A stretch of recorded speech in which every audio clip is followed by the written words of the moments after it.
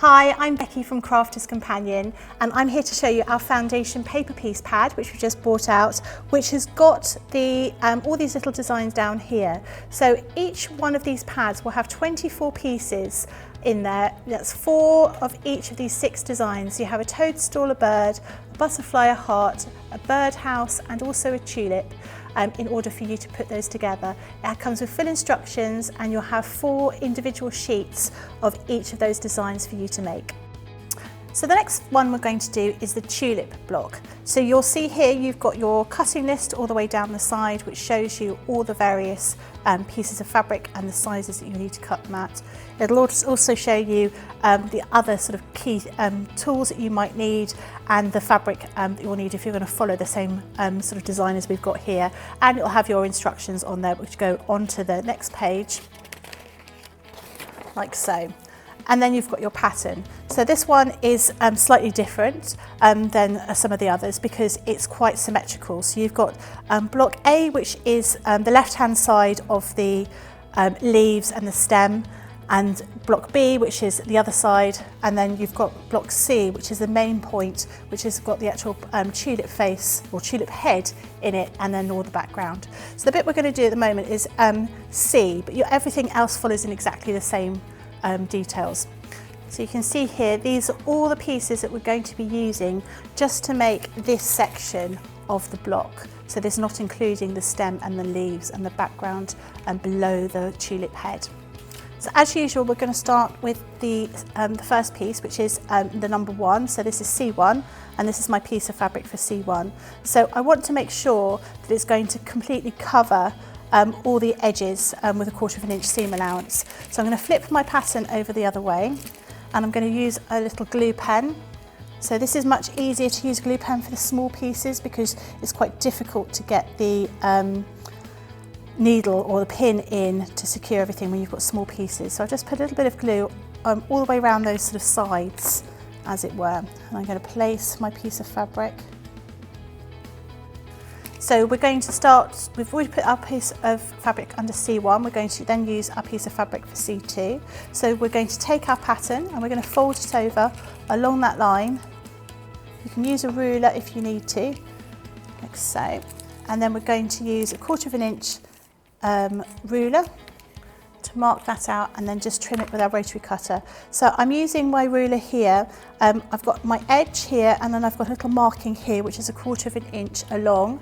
So I'm going to just arrange that little mark up against that fold of the fabric and the pattern, and then I'm just going to trim off that 1/4 inch with my rotary cutter. Now fold my pattern back the other way.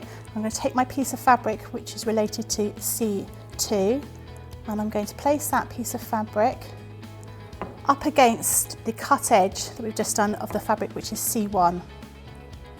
So you can use a little bit of glue if you want to, but I think it's big enough for me to pop a pin in here. So I'm just going to put it far away from the stitching line. So we're going to turn the pattern over and we're going to stitch along this line here.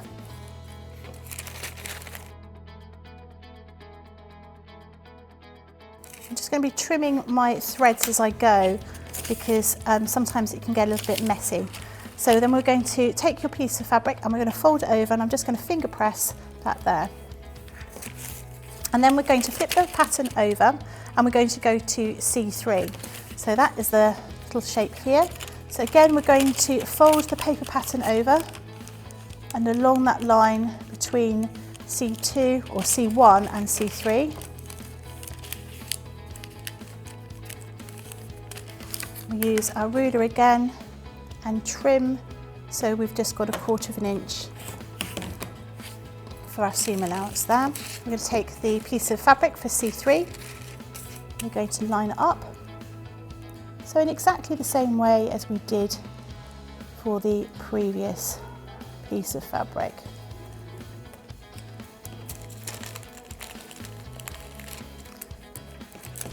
And then we're going to stitch along this line here.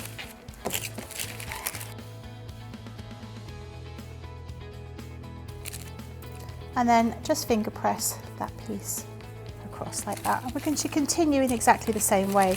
So we're going to find where C4 is, which is just down here. We're going to fold the paper pattern over so it's along that line. Use our ruler and trim.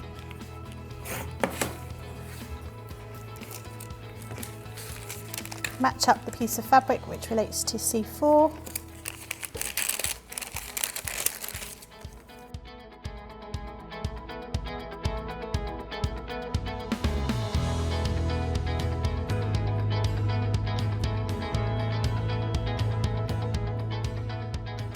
And then sew along this line here between C1, C3 and C4. Finger press, fold that over, and then we're going to flip it over and we're going to look for C5, which is this one down here.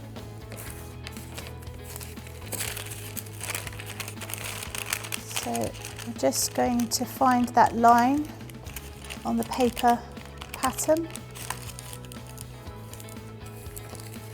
And then trim the fabric again like we've been doing with the others.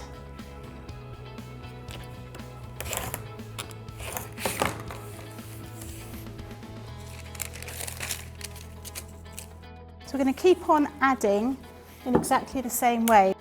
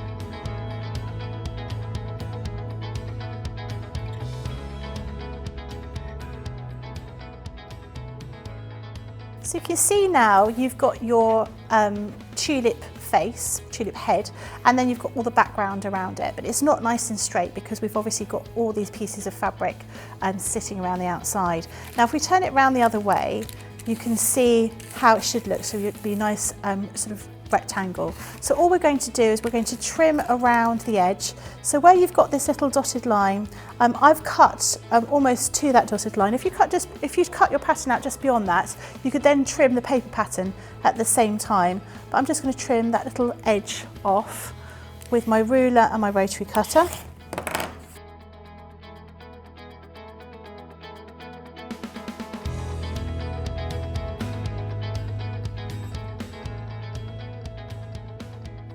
So that will be your first top part of your block, and you'll do the other parts in exactly the same way. So you have this little section here with the leaves and the stem, and then this part here is just one whole piece of fabric on either side.